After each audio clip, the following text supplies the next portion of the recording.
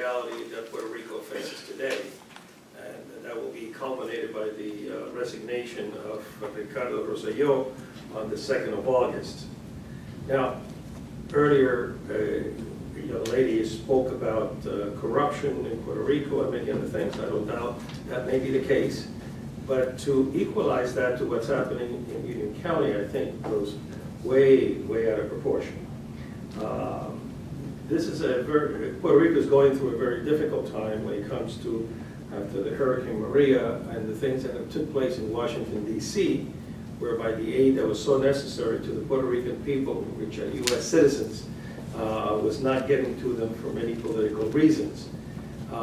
Besides that, the financial situation in Puerto Rico has been declining over the many years, and to the degree that they created, at the request, I believe, of the Congress of the United States, a board that oversees all their financial transactions. This particular board reminds me of the World Bank and how the World Bank caused many collapses throughout Latin America because they're very willing to give the money, but all of a sudden when they want it back, they want to control things like inflation, they want to control everything else, and therefore putting unnecessary burden on the people of Puerto Rico.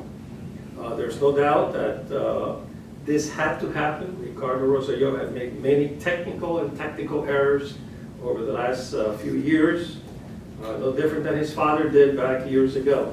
His father had been a governor as well. I think this is a first step to try to resolve the reality of Puerto Ricans in an island that is extremely pressured by finances and extremely pressured by reconstruction that really hasn't taken place, even though over a year has passed from Hurricane Maria. When it comes to the area of whether there is levels of corruption in Puerto Rico, I have no doubt that may be the case, but to compare that to Union County corruption, I tell you, I guess you're listening to Mr. Patterson too much.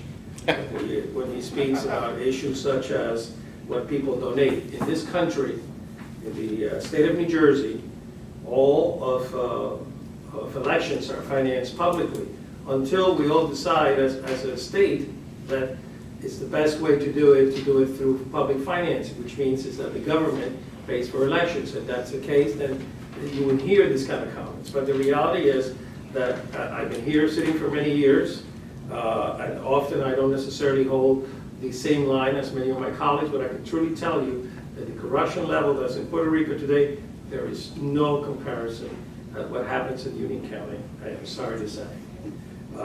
With that, I conclude my comments. Thank you very much. Thank you.